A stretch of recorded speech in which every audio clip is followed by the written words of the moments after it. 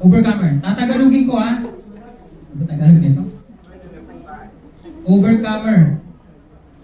Over, tapos comer.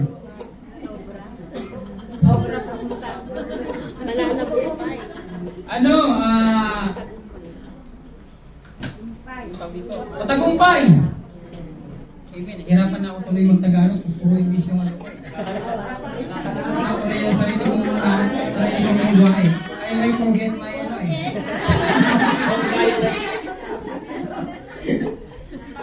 Overcomer mga kapatid. Pag sinabing overcomer,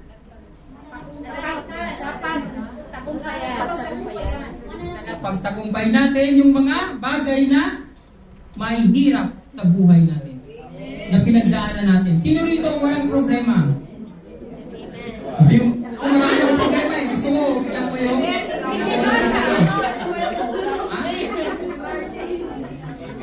Amen. Ang overcomer, napansin nyo kapatid, stronger together. Kailangan tayong mga nasa church, mga Kristiyano, kailangan sama-sama tayo to overcome this world. Kasi itong mundong ito, corrupt. Pakita niyo volume dito. Hindi sa akin, hindi sa inyo. Yan banda. Masyado mo lang kasampol yung dyan. Amen.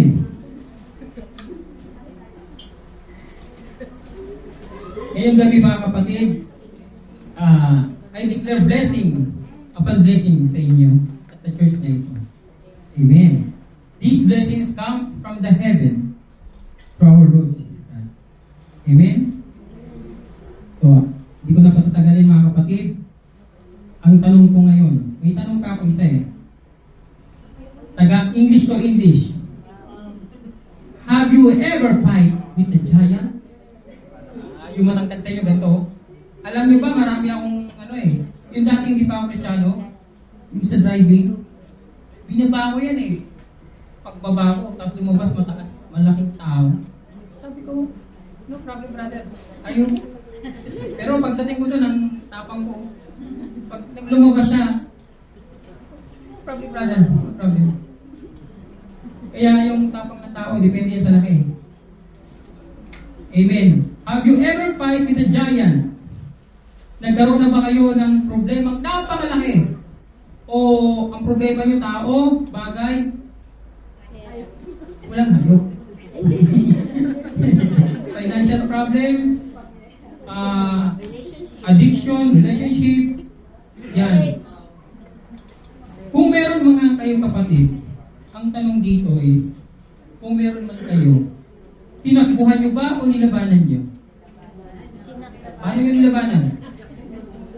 Nakipagpuno kayo? Huwag yung gagawin yun. Amen? Dito sa ating theme na overcomer, sa Bible, maraming mga tao dyan ang nakapagtagumpay. Katulad ni Moses, Joseph, David, King David. Although yung mga tao na iba, nagtagumpay sila, pero bumagsak, tapos nagtagumpay ulit, kasi ganun naman ang ng tao, di ba? Hindi ka pwedeng nagtagumpay ka, tapos nawala yung katagumpayan, tapos hindi ka nababangon. Dapat bumangon ka. Amen. So, tonight, ang scripture natin ay matatagpuan sa 1 Samuel chapter 44 verse 46. 46 lang yan. Tatlo lang yan. Sobra. Amen. Magsitayo po tayo mga kapatid. Basahin natin ang tatlo lang yan.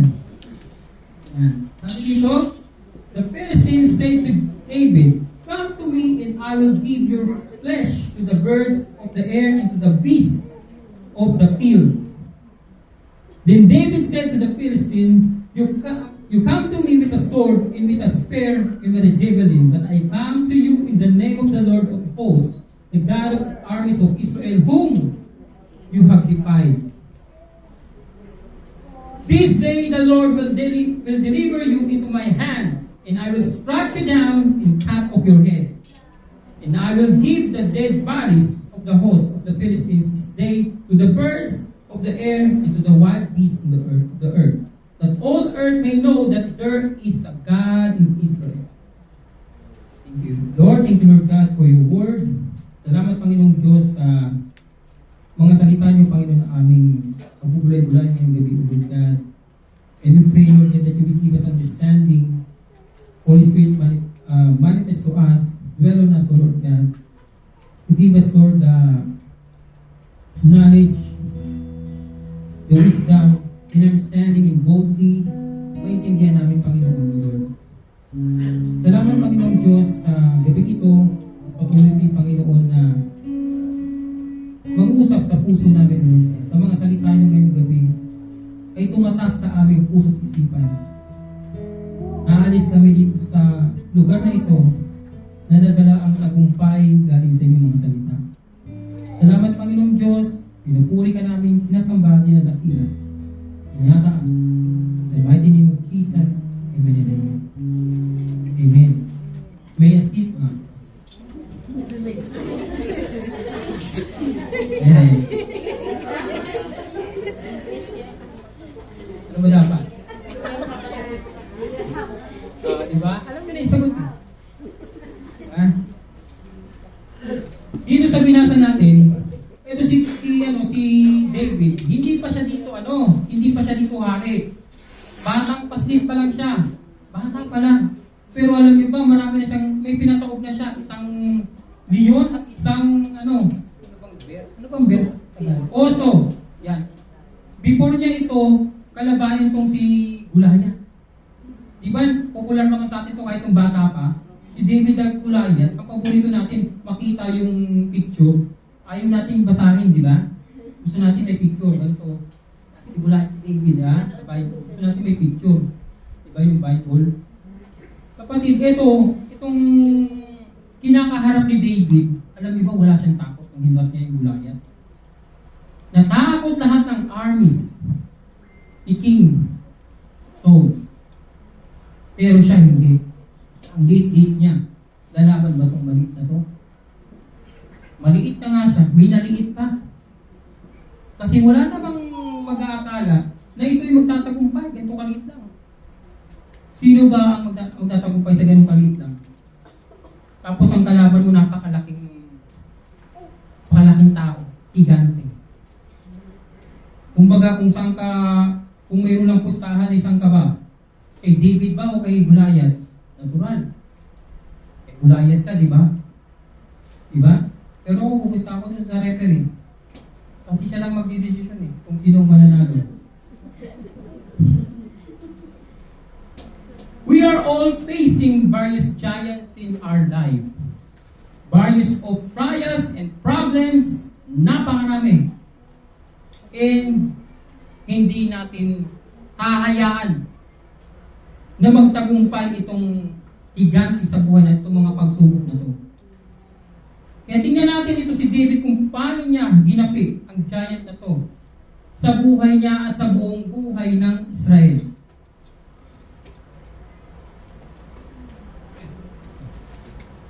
Paano ba maging overcomer like David? Alam niyo ba, when Goliath challenged the Israelites, they ran away with fear from the giant. But David remembered whom we belong to and said, sabi niya, who is this giant? Sino ba ito?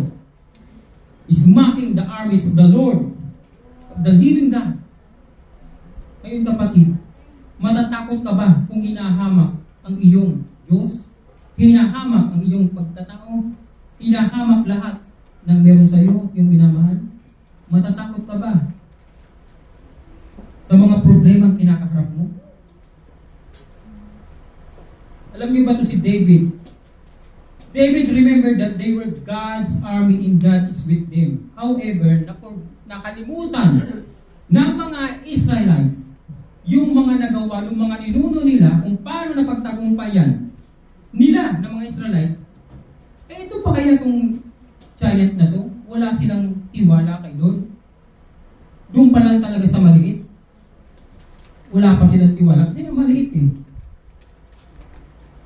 Tanda natin kapatid, nung naging Kristiyano tayo, mananagumpay na tayo. dahil si Kristo ay tinanggap natin at ang banal na Espiritu ay nagdidwell na sa atin. Tandaan mo, ang Diyos ay nasa iyo. Kilalanin mo kung anong identity mo para hindi ka basta-basta nag-give up. Sabi nga dito sa 1 Peter chapter 2 verse 9, but you are a chosen people, a royal priesthood. Ganda, no? Ganda ng sinabi.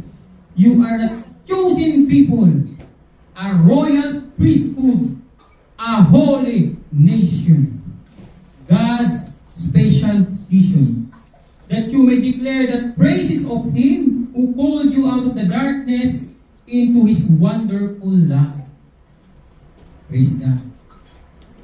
Nung masalimutang buhay mo, gipit na gipit ka na, lahat gipit, wala ka ng ibang matakbuhan. Yung iba tumatakbo kay tanim, pero lalong napapasama ang buhay. Kasi wala namang ginawa si tanim, kundi ihatid ang distraction sa buhay ng tao. Diba? Tandaan natin, you are God's beloved child. You are redeemed. You are purchased you from a slavery of sin and justified that God has declared you are righteous because of Jesus Christ. Amen. Yan natin tatandaan natin kapatid. Kapag may mga problema, huwag kayong magpapatalo. Pero huwag niyong aawayin through flesh. Sa mata. Huwag niyong aawayin. Through prayer. Makipag-usap ka kay Lord, anong gagawin mo? Sabi dito, ang title natin ay Overcome the Giants. Amen. Ma-overcome natin itong problema na itong giants sa buhay natin. Believers should overcome the giants in their lives. How to overcome the giants? Number 1, engage in battle. Huwag mong takbuhan yung labanan, kundi tumakbo ka sa laban. Amen. Sabi sa verse 44, the Philistines said to David, come to me. Hinamo ni Goliath. Come to me. Kung hindi ko gawin aliit-liit mo, nakakaya naman kung papatulang kita. Ganon katindi itong Goliath nito. As David and Goliath approach each other on the field of battle, the Philistine champion is insulted by the unworthiness of his young opponent, katulad ni David. Goliath asked if he's a dog that can be chased off with a stick and curses David by his God. Si David kasi ang dala-dala niya ng stick, isang siyang shepherd boy. Wala siyang dalang espada. Wala siyang dalang armor. Wala lahat. Kundi stick lang at yung amoy niya bilang shepherd. Kaya napapansin nyo, amoy lang. Minsan nakakapagpalis siya ng tao. Amen. He says that he will feed David corpse to the birds and wild animal. Papakain daw yung katawan ni David. Kasi siyempre, ang isip ni Goliath at yung mga tao, kahit yung mga Israelites, talo na si David. Diba? Talo na, wala na pag-asa. Tapos ng labanan, di pang nangyari, tapos na. Talo na siya. Yan ang iniisip nila. At ipapakain ko yan sa ibon at sa mga hayop. Yan ang sabi niya. Tanong ko kapatid, you are facing mental giants like stress, insecurity, or even depression. Some of you may be facing physical, yung mga sakit. Yung akala nyo, bakit sa akin po nangyari? Bakit? Yan yung mga tanong bakit? Bakit hindi sa kapitbahay ko? Bakit hindi rin sa kaaway ko? Diba? Itong pinagdadaanan mong giant ay meron tong purpose bakit binigay sa iyo yan. yung giant sa buhay mo na maging naa-addict ka, saan? Sa Mobile Legend. Na-addict ka sa paninigarilyo, na-addict ka sa kakachat, na-addict ka sa lahat.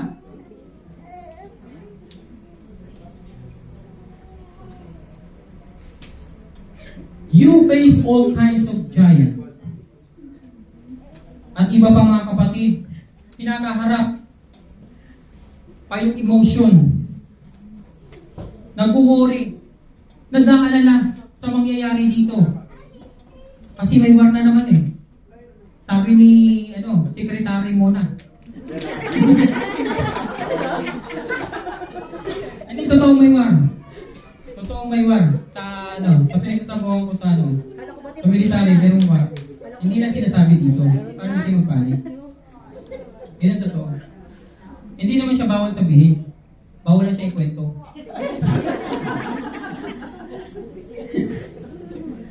Kaya kapatid, etong mga Israelites, kung mapapansin nyo dun sa kwento na to, wala na silang pag-asang manalo.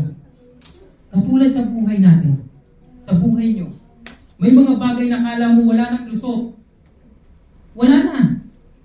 Ayaw mo mag-engage dun sa battle na yun. Bakit? Wala nang nakikitang paraan na makakalusot dun eh. Kaya ang ginagawa mo, iniiwasan mo. Di ba? Iniiwasan mo itong mga problemang ito. Marami kasi tayong problem. Ang tinatawag itong giants, yung problema mo. Kasi ito si Goliath, problema ito ng mga Israelites eh. Di ba? Problema yan. Sabi dito, your God versus your giants. Malimit, kapag nagkakaroon ka ng problema, hindi mo unang iniisip si Lord. Ang una mong iniisip, solusyon mo doon sa problema. Ay hindi, pangalawa pala yun. Ang una mong isipin, mag-aalala ka. Diba? Na may problema. Diba ganon? Tapos mag-isip ka ng solusyon. Pangalawa, panghuli si Lord. Amen. No choice. Si Lord talaga pupuntahan. O kaya yung mga ka-churchmate, pag-pray ako. Sabi ko kay Pastora, pag-pray ako. Pag-pray ako dito sa uno. Kailangan pumunta ako doon, magsimba ako palagi. Diba? So kapatid, pwede ka naman mag-pray kay Lord. Pwede ka mag-pray. Alam mo ba ito si David? He has no military experience. Wala siyang combat na, wala siyang karanasan sa pakikipaglaban at yung katulad ng military. Hindi siya nag-exercise o kung ano man training. Kundi yung ginagawa niya sa shepherd boy is to protektahan ang mga flocks na yun. Flocks, pinoprotektahan niya. Anong gamit niya? Tungkod. Alam niyo bang hindi tungkod yung gamit niya sa kalakasan niya? Kundi ang Diyos sa buhay niya. Kaya naman na nagumpay si David. Kaya kung mapapansin nyo, Lord, unfair. Unfair itong mundong ito. Ginawa kong lahat, binigay ko lahat, tapos gaganituhin ako. Pagkatapos kong pautangin, mukha walang parang bulat. Tapos nung hinahanting ko, upang ngayon ng stalker, siya na. Di ba? Marami tayong kinakaharap sa problema sa buhay. Ang tingin kasi natin, malimit o madalas, ang tingin natin sa problema, malaki kumpara sa Diyos. Na ang Diyos ay maliit. Hindi natin sinasabi, pero nangyayari sa gawa. Yan ang katotohanan. Paano mo ba ito masusolusyonan itong visa? Ma-expert. Paano kaya? Umutang kaya ako? Mababaw na ako sa utang. Huwag na muna akong isipin. Isipin ko muna dito bago yung future. So utang ka ng utang. Hanggang sa mag-uumsa. Hindi ito bago kapatid. In reality dito sa UAE o sa ibang bansa, di ba alam, basta dito sa UAE, malimit ang umutang ng tao. Hindi masamang mag-utang. Hindi masama. Kaya lang, magbayad ka. Pangalawa, maging sincere ka doon sa inutangan mo. Bakit? Para makaulit ka. Diba? Pag utang mo, ay pagbayad mo, ang gagawin mo ulit?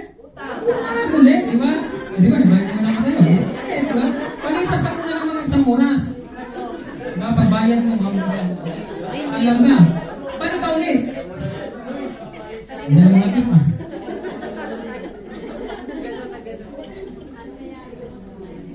Sample lang yan mga kapatid ng mga problema dito.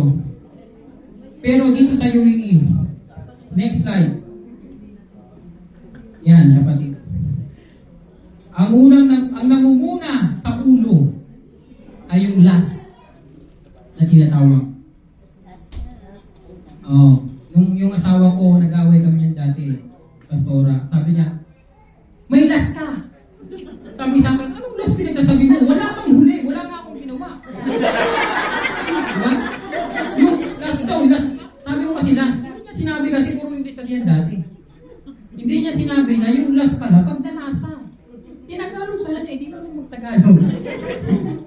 So, kami nag-aaway. Hindi nag-aaway kami dun sa ano, kaya nag-aaway kami. Dahil hindi ko naintindihan yung pinagsabi. Ano last pinagsasabi mo? Wala pa nga nauuna eh, tapos may last na. Diba? Wala pang simula, tapos may last na.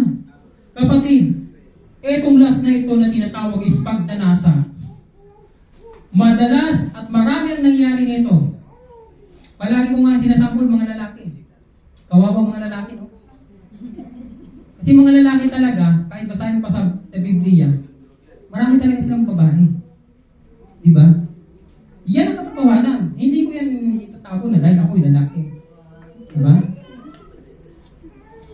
Ang mga lalaki, kasi sabi ko, puro na lang lalaki, puro na lang lalaki. Diba? Sabi naman ng iba, bakit suot siya ng suot ng mga may siyet at mga pampaakit? Diba? Kaya tinitingnan ko siya. Diba? Tapos yung iba naman, kahit wala namang suot yung tao eh. May duster lang yung isang puno eh. Lalapitan mo eh. Diba? Ang mga lalaki ganun eh. Hindi ko nila lahat 100% lang. Hindi, joke lang. Hindi ko nila lahat. Hindi naman lahat ng lalaki ganun. Kaya lang, karamihan. Diba? Ang last ay hindi lang sa lalaki, kundi sa babae. Diba? Marami yan dito sa UAE, marami yan sa ibang bansa, marami yan sa Pilipinas. Yan ang problema na dyan sa buhay mo na ang umpisa pa lang, ang pakilala ng lalaki is ay binata. Diba? Ayun to si babae, asa-asa. Sa lahat ng panahon, diba? Pero mga kapatid, hindi naman kahit pag ganun kagwapo yung tao, huwag masyadong hindi ka naman sa hindi ka nagtitiwala. Maging sure ka din. Maging sure. Yung last, fornication, adultery, addiction, covetous,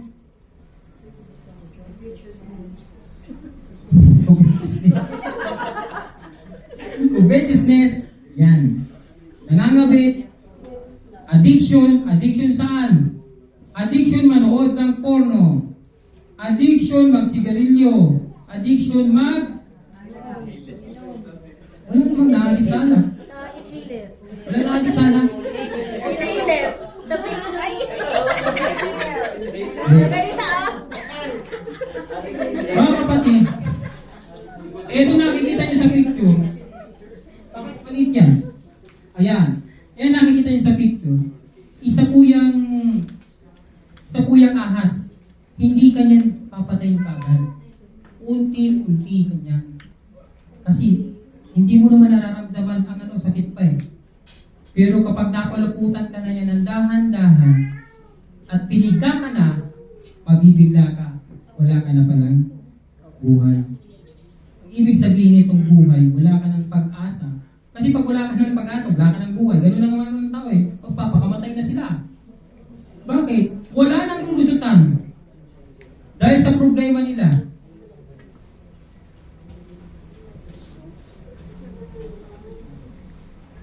Etong last. Bakit tayo ito na-overcome the giants? Overcome the giants. Ito ang malaking dagok sa buhay ng isang hindi lang unbeliever, kundi Kristiyano. Nangyayari yan sa loob. Nangyayari sa labas. Nangyayari sa pangkalahatan. Yung fornication, adultery, nangyayari yan. At ang isa pa sa mga nangyayari sa buhay natin, yung kinokorek ka, pero ayaw mo magpakorek. Ayaw mo magpakorek. Pumunta ka ng simbahan, pag kinorek ka, ang tawag, judge ka. Kinondem ka. Ayaw ko na sa church na ito. Gusto ko dun sa may ikot yung walang judge doon. Diba? Ako ang judge doon kasi marami akong pera. Pag isa kong ganun pa, may sasayaw na, pasok, luliming. Pero dito pagpasok ko, nakatingin pa lang sa akin yung tao sa mata, ginajudge na ako. Kapatid, hindi ko naman mababago ang mata ng isang tao, lalo na kapag ganito ang mata. Wala ka naman, hindi ko naman mababago yan. At kung may ginagawa ka man, wala sila rin magagawa. Bakit? Alam mo kung bakit sila nakatingin ng ganun? Aba, may mas malala pa pala sa akin. Ganun yan, hindi yan yung, ito, kasalanan, hindi ganun sa inyo, ganito. Mas malala pa pala sa akin to. Siguro kaya pumasok na simbahan, magpapapre-over ko. Ganyan. Kapatid, itong simbahan, at sa mga simbahan, yung Church of God, yan po ang ospital ng mga may sakit, spiritual. At kung nararamdaman nyo man yung ma-judge kayo, o ma-condemn kayo, tandaan nyo kapatid, nasasaktan yung ego nyo kasi nagawa nyo yung bagay na ginusto nyo noon at ayaw nyo na ngayon. Nagigets nyo? Ginusto nyo noon, hindi kasi pwedeng gusto nyo lang hindi nyo sinasadya. Ginusto nyo yan at kaya tumagal. Ngayon ayaw nyo na, pumasok kayo, meron kasi tinatawag na kapag tinignan ka o kaya maaari kang sa isip mo, tamang hinala ka. Diba? Tamang hinala, pero tama sila. Sa'yo. Kaya lang kapatid, magpapadaig ka ba doon? Para baguhin ka ng Diyos. Para gamitin ang sinumang servant ni Lord para ikaw ay makarecover. Kaya ka kinukunik kasi para hindi magkaroon ng distraction sa buhay mo. Yung dating nawalay ka na sa linya na para dapat ikaw ay isang anak ng Diyos. Ay ayaw mo magpakorek, kaya nag-lead sa distraction. Ang isa sa mga dahilan kung bakit, yung pride. Pride makes a person unteachable. An unteachable heart cannot grow under God. Ang tao sa church, hindi ko na yan sa labas kasi sa church nag-aaral ng mga pambanag eh. Intindihan nyo? Pagka pumasok tayo sa church, ang may hawak ng paglago mo, malaki ang porsyento ay yung faith mo, hindi ang ibang tao. Nasa sayo kung magpapaturo ka o may papakorek yung sarili mo o magdududa ka sa nagpo-correct sa'yo na mas malaki pa palang problema nun o mas makasalanan pa yun. Huwag ganang isipin. Pumunta ka dito, lahat ng tao nandito sa loob ng church makasalanan. Kaya lang naging righteous because of Jesus Christ. Yan ang katotohanan. Kaya kung papatulong kayo about sa inyong buhay na alam nyo na mali, magkaroon kayo dapat ng teachable heart. Pride does not always explode. It slowly destroys relationship, unity, and spiritual growth while pretending everything is fine. Kamusta ka na kapatid? I'm fine. I'm fine. Sabi ng fine. Diba? Tapos meron naman yung sabi, kamusta ka na kapatid? I'm fine. Kaya sa atin, I'm fine.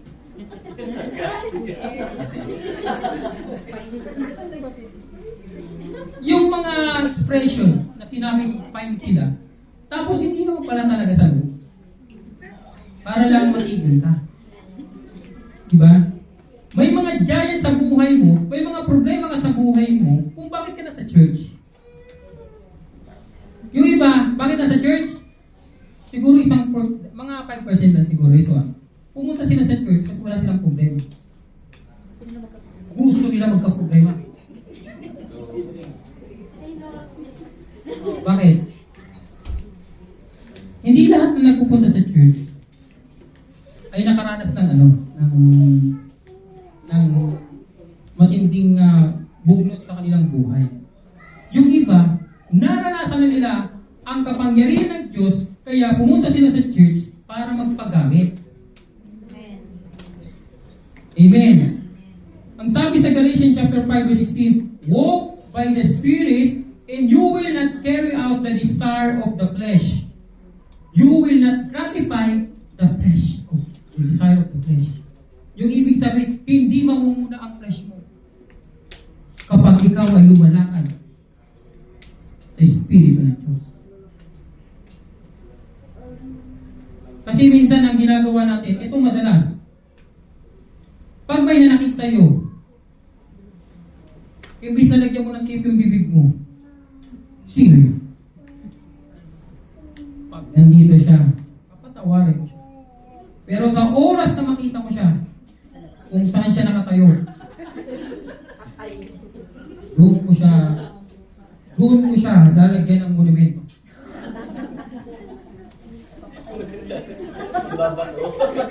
Walk by the Spirit and you will not carry out the desire of the flesh. Kapatid, ang laging sinasabi sa Biblia ay maging tama ka. Walang tinuturong mali. Kapag na-misinterpret mo, magiging mali ang direction mo.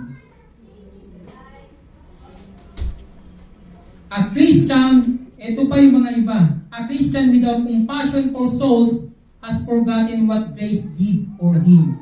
Ang ibig sabihin nito, kung wala kang pakialam sa iyong kasama, wala kang pakialam na siya'y lumangoy sa dagat-dagatang apoy, wala kang pakialam. Aba, nakakalimutan mo yata, kapatid. Yung grace ni Lord ay hindi ka karapat-dapat, ay hindi ako karapat-dapat yan. Unmerited favor yan. Parang pinagdamot mo sa iba para malaman nila kung paano sila masave. A Christian without compassion for souls has forgotten what grace did for him. Minsan sa church, eto, mga Kristiyano, nasa loob ng church, ang gusto lang happy-happy dito sa loob. Walang mali. Kaya lang pag magdi-disciple na, pumunta na at humayo, ayaw na. Bakit? Ayaw ma-persecute, ayaw masabihan na ikaw ay pangit, wala kang pera, hindi kita pinagkakataon, ayaw masabihan ng gano'n. Bakit? Masakit eh. Kaya lang, nung tinanggap mo si Jesus Christ, sabi ni Jesus Christ, maghihirap ka for my name's sake. Mapipersecute ka sa aking pangalan na dala-dala mo bilang Kristiyano. Hindi po ang pagiging Kristiyano sa bed process. Mahirap pong maging Kristiyano. Yun ang katotohanan. Baka ayaw yan maging Kristiyano, ha? Mahirap po. Pero alam niyo mga kapatid, sabi sa Romans 8:18, yung mga suffering nyo dito na mga nagagawa o nararanasan, merong glory na nakakamit mo. Reward from heaven. Ang mahirap lang paniwalaan kasi hindi mo nakikita. Kapatid, ang puso mo naniniwala, ang isipan mo maraming tanong. Kaya kayo nandito kasi ang puso nyo naniniwala, pero ang isip nyo maraming tanong. Bakit? Kulang ng Word of God na magbibigay ng direction at magpupulot sa puso na tama ang lalabas sa bibig at sa isipan. Real church is not smiling for photos. Real church carries people during hard days. Hindi po lang sa kasiyahan. Tulad ng mag-asawa, sa hirap at sa ginhawa, nandoon magkakasama. Hindi po dapat na nagpunta tayo doon, meron tayong mamamasyal tayo by family day. Pero pag problem day, wala. Ang church, kapatid, pag sinabihan ka ganito kaibigan mo, o umalis sa church. Kaibigan mo ha. Tapos tiyaya ka. Nagkita kayo ulit. Sabihin sa'yo, oh, ba't nandito ka? Baka ibenta mo kami dun sa yung mga, baka inom mo kami dun sa church nyo. Kasi umalis na eh. Ano sabihin mo? Hindi ako ha. Yung church lang na yun. Kapatid, kasama ka sa church na yun. Huwag mong i-deny. Sa oras na dininay mo ang Church of God, parang dininay mo na rin si Jesus Christ. Panindigan mo yung faith mo. Hindi nabubuhay ang tao na nag-iisa. Kahit pagaano katatag ang faith mo, hindi magiging matatag yan kung wala kang kasama. Hindi kaya mabuhay ng tao na mag-isa. Kahit si Adam, nung pumunta dito, ang unang binigay ng Diyos sa kanila ay mga hayop na partner. Hindi umubra. Kaya binigyan ng partner. Kaya tayo kapatid, tayo yung church. Ang ibig sabihin ng church, tayo ay kakasal dun sa Lamb of God, which is Jesus Christ, pagdating ng panahon sa Revelation. Tayo po yun. Kaya dapat nagkakaisa ang church. Kaya kung meron kayong problema sa bahay, sa relasyon nyo, sa financial nyo, sa trabaho nyo, kapatid, lagi nyo itaas sa Panginoon. Lagi nyo isama ang inyong mga kasama sa church na nakakaintindi. Hindi para pagsabihan yung problema, kundi isabi sa ating Panginoon. Sama-sama. Masarap pag sama-sama na nagpipray, sama-sama sa mga problema, sama-sama lalo sa kasiyahan. Di ba? Kaysa yung puro sa kasiyahan lang, prayer meeting wala. Busy.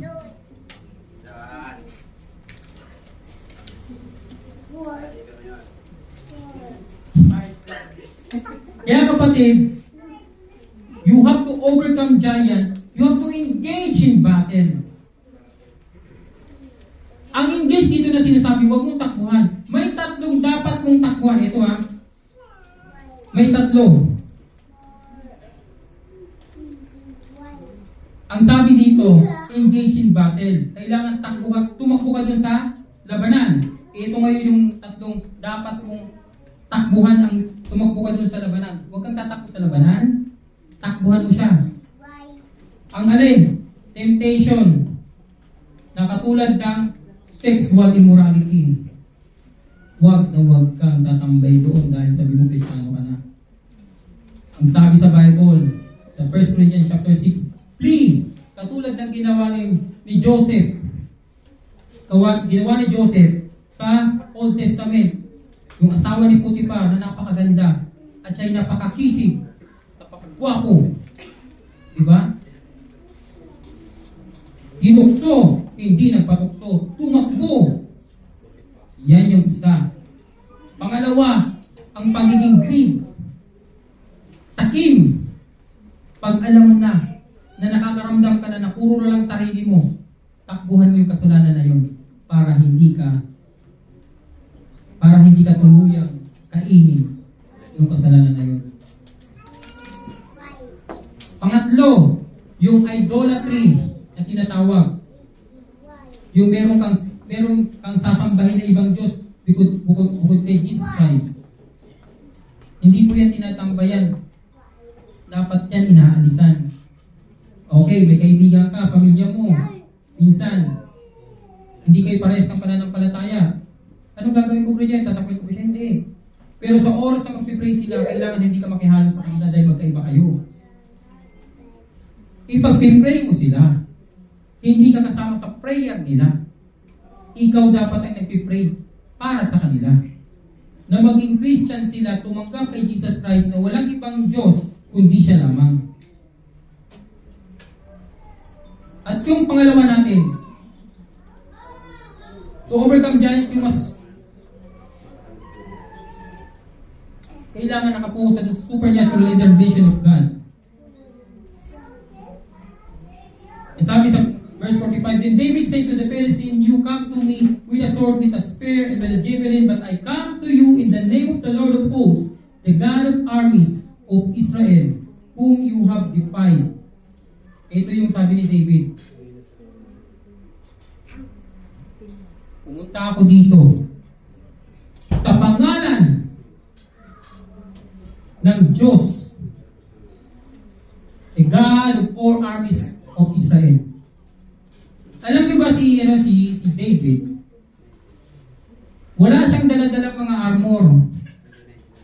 JB, wala siyang mga dalang ganyan. Sword, wala.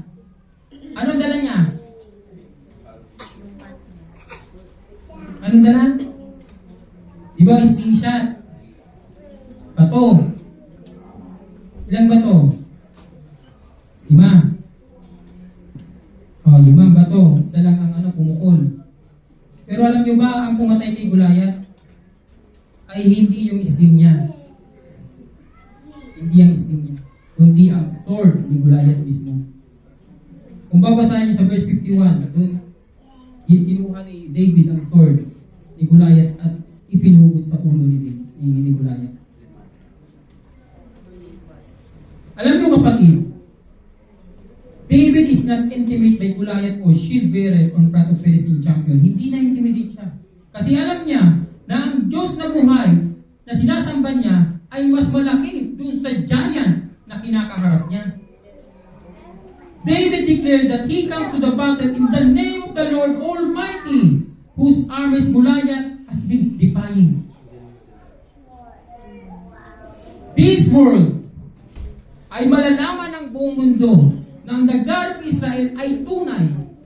At tayo nandito, nalaman natin na tunay siya, kaya tayo ay nag-uubay sa Kanya.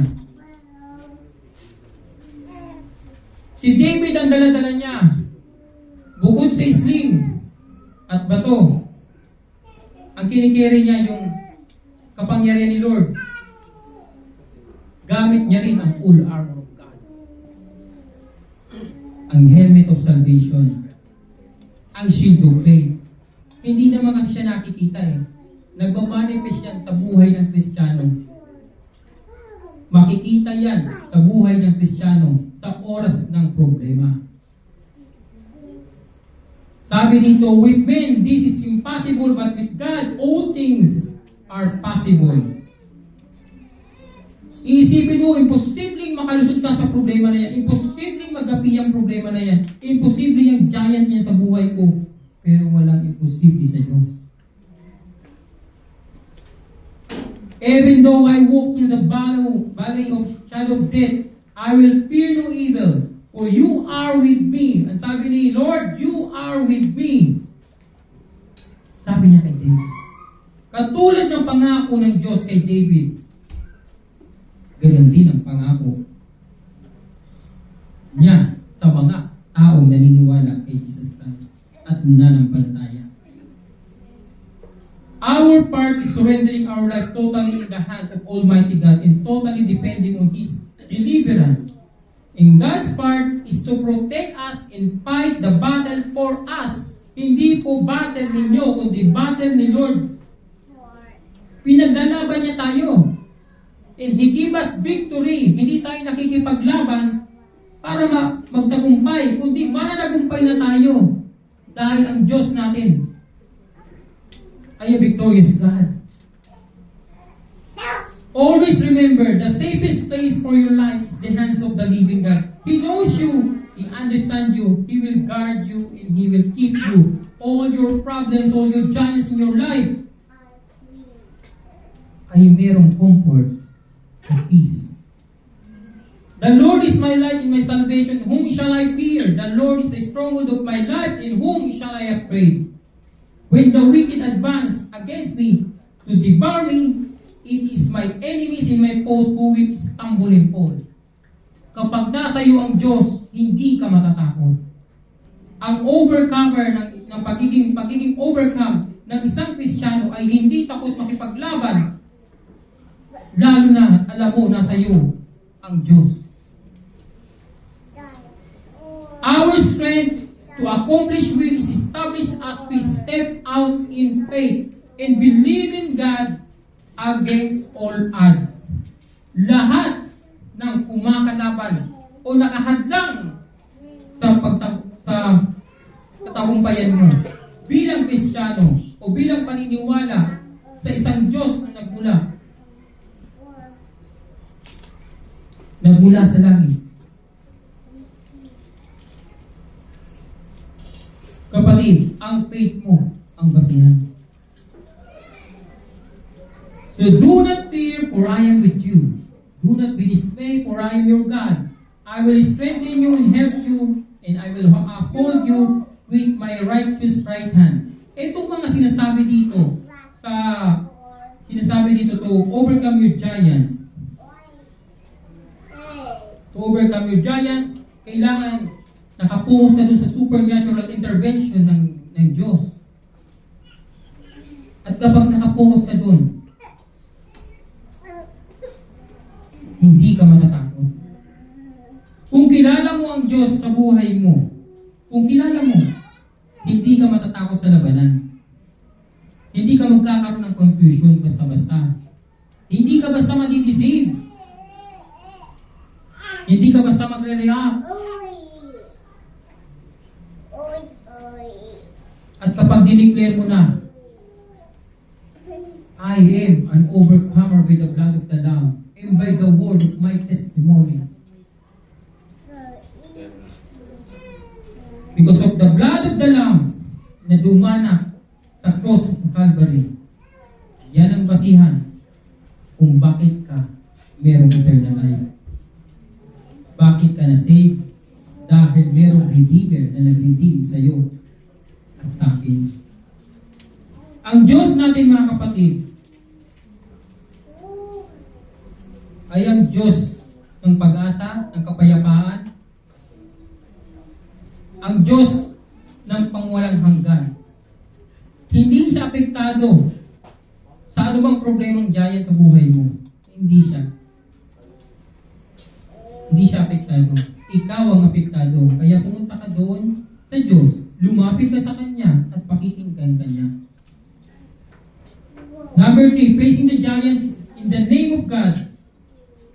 This day the Lord will deliver you into my hand, and I will strike you down and cut off your head, and I will give the dead bodies of the host of the Philistines this day to the birds of the air and to the wild beasts of the earth, that all earth may know that there is a God of Israel.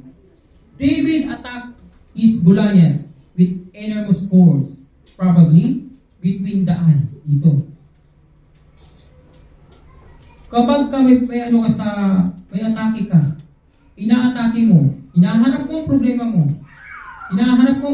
mo, kapatid, alalahanin ko, anak ka ng Diyos. Huwag ka nga atras. Yung sinabi ko lang kanina na kailangan lumayo ka, umatras, umano ka, tumakbo ka, yun yung tinatawag na sexual immorality, yung pagiging greed, tsaka yung idolatry. Idolatry means yung may sasambahin kang ibang Diyos.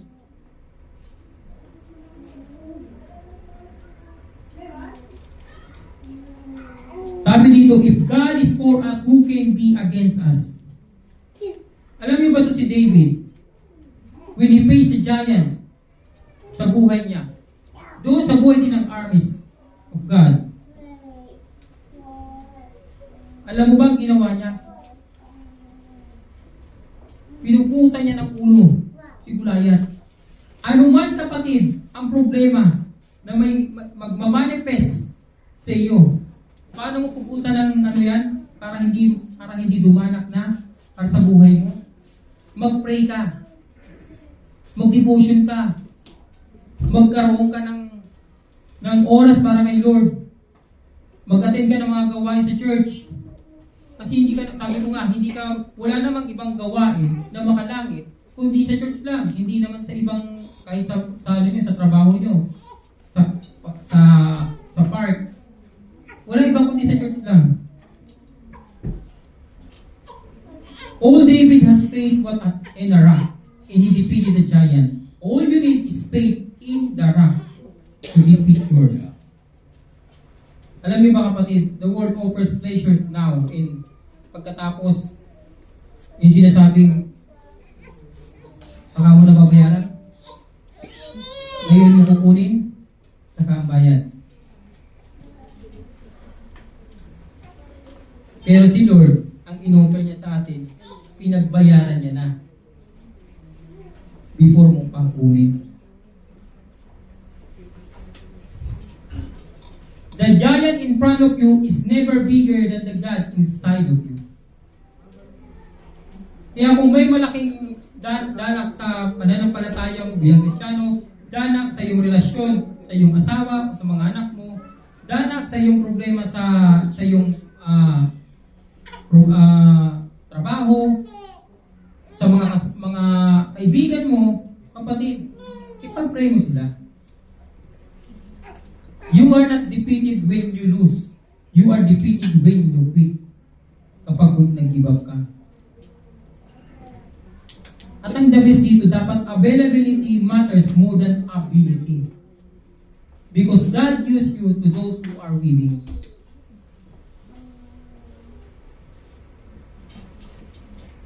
We are more than conquerors in Christ Jesus. Kaya pagka mag-declare ka, I will rise, Lord. I will rise up. I will not be defeated because my champion is Jesus Christ. Kapatid, hindi ka nakikipaglaban para managumpay ka. Nagtagumpay ka na. Nakikipaglaban ka kasi meron ka pang flesh desire para ma-overcome. Ang flesh desires maraming mukha. Ulit ko, maraming mukha. Ang various giants sa buhay natin. Even your addiction, yung sarili mong problema, pera, relasyon, trabaho, addiction, bondage. Yan yung mga problema na kinakaharap ng bawat tao, including Kristiyano. Kaya sabi dito, the Lord will fight for you, you need only be still.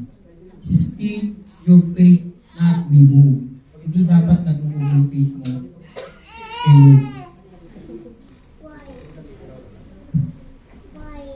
May ako sa inyo kapatid. Dito sa mundong ito, marami pa rin hindi naniniwala kay Lord Jesus. Marami pa rin umaasa sa kanilang mga kalakasan na sa kanilang lakas, kaya nila ang problema nila. Maraming mga tao na ang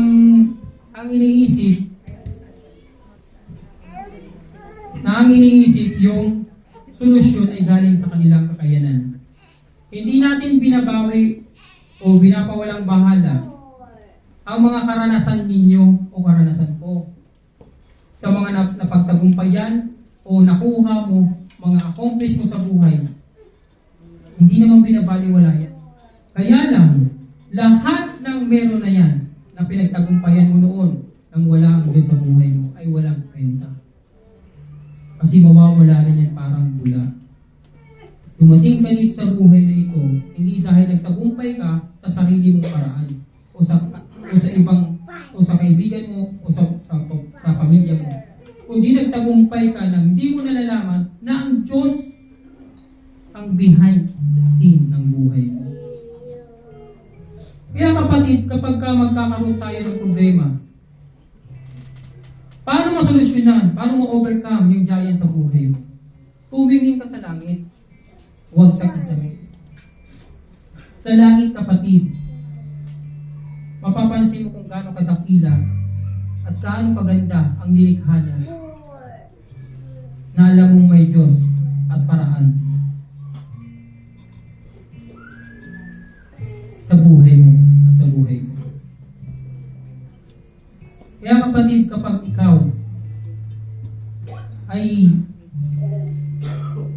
hindi mo kaya, pumunta ka lang sa church. Kasi pag ikaw lang mag-isa sa bahay mo, nag-pray ka, may mga tinatawag na confusion eh. Hindi ka naniniwala. Kasi hindi mo napipil. Kahit hindi mo napipil si Lord, kahit hindi mo nakikita, palagi siyang gumagalaw sa buhay. Ang Diyos natin ay walang katulad. Ang Diyos natin ay walang kaparehas. Nag-iisa lang siya. Kapatid, alam ko, tutulog na kayo. Ay. Matutulog na kayo. Alam ko kapatid, na mainit ang pagtanggap niyo sa Diyos. Alam ko at alam ng Diyos na nagmumula sa puso ninyo ang pagtanggap sa Kanya. Huwag na huwag niyong hayaan na ang apoy sa inyong mga puso ay mawala. Ang faith mo ang nagmamanage niyan. Ako, nasa free will mo pa rin yan. Ibigay mo at isurrender ang buhay mo kay Lord. Ang the best gawin, tulad ng in-example ko dun sa namin, sa Life Plus, kapag nagmanifest sa Kristiyano, ang fruit of the Holy Spirit, wala kang maging kaaway. Bakit? Wala kang pride. Puro kang mapagmahal ka. Pag sinaktan ka, sige, saktan mo pa ako. Pag sinaksak ka, sige, saksakin mo pa ako. Pag inutangan ko, eto pa. Kapag sinabi na nakitira, sige, dito ka na tumira. Kapatid, hindi ko sinasabi na gawin niyo yung ganun. Ang ibig kong sabihin ba, ang Kristiyano na hindi na nakakaramdam ng greed, hindi na nakakaramdam ng jealousy, hindi na nakakaramdam ng pride, wala nang itinatas sa sarili nila kundi ang Panginoon. Mahahawa yung nakakasama niya. At dahil doon, kapatid, ikaw ay tunay na Kristiyano na nakaasa sa Diyos na buhay. Amen.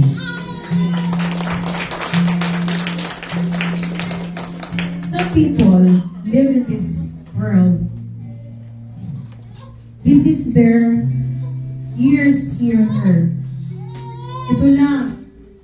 Maybe they will reach 70 years old. But their eternity is times millions of this. This is how they will spend their eternity. Here on earth, ganito lang ang duration nila. Pero yung eternity nila, times million of this. Sometimes, we prioritize our life here on earth and we exchange our soul for the temporary life that we have here on earth. We live here on earth as per what we love of our flesh. We love everything of this world. At hindi natin namalayan that we exchange our soul sa ganito lang na portion, ganito lang kaliit, ganito lang ang buhay mo. At nakalimutan mo na yung eternity mo, you exchange it sa temporary lang. Sinabi ng Biblia, what if a prophet a man, if he gained the whole world and lost his own soul? Ano bang makukuha mo? Makukuha mo lahat dito sa mundo sa pera. Kung ano yung gusto mo sa sarili mo. Trabaho, babae, bisyo lahat. Temporary lahat. In-exchange mo sa eternity. Human being, there is a sin called, there is a cancer called sin, S-I-N. Human being love to be engaged in sin. The word of the Lord says, for the wages of sin is death. Ang kabayaran ng kasalanan ay kamatayan. This death refers to hell. When you will be in hell because of sin, you will not live there for 5 years. But you will live there for eternity, millions and trillions of years, infinite.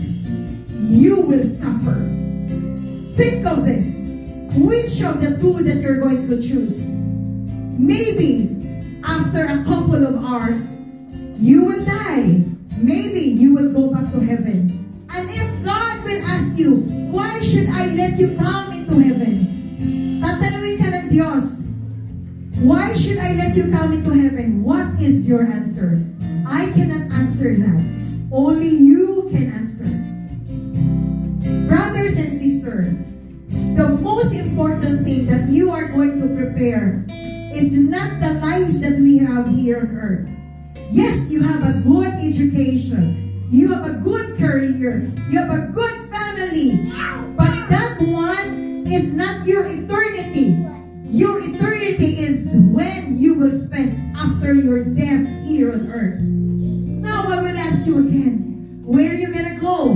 Heaven or hell? The word of the Lord says that because of sin, everyone will go into eternal fire. But Jesus Christ, the Son of the living God, went here on earth to save you and to save me. He gave His life. He paid everything of our sin. He paid your shame. He paid your pain. He paid your past. Everything of your past, which was so shameful, He paid at the cross of Calvary. And by the stripes of Jesus Christ, you are healed. Can you say amen? And because of the sacrifice of Jesus at the cross, it was the big sacrifice that He made. And no one can surpass of what Jesus did at the cross of Calvary. I pray that you will give attention of what Jesus did. Now guys, will you accept the sacrifice of Jesus to your life tonight? That because of His death, you will be saved. The word of the Lord says, when you accept Jesus as Lord and Savior, He will give you the power to be called the sons of God. When you accept Jesus as Lord and Savior, your name will be written in the book of life. Let me ask this question. Who would like to accept Jesus Christ as Lord and Savior tonight? Amen. Do you want to go to heaven? Amen. Do you want to go that your eternity will be in heaven? Amen. Then let's accept Jesus Christ as Lord and Savior. Let's stand. Hallelujah. Lord Jesus, I accept you as my Lord and Savior. Come into my life. Move into my life. I believe, Lord, that when I will die, I will go to heaven for eternity. Thank you, Lord, for all these people who accept you as Lord and Savior. I pray, God, that they will continue to serve you until the end of times. In Jesus' name. And everybody will say, Amen.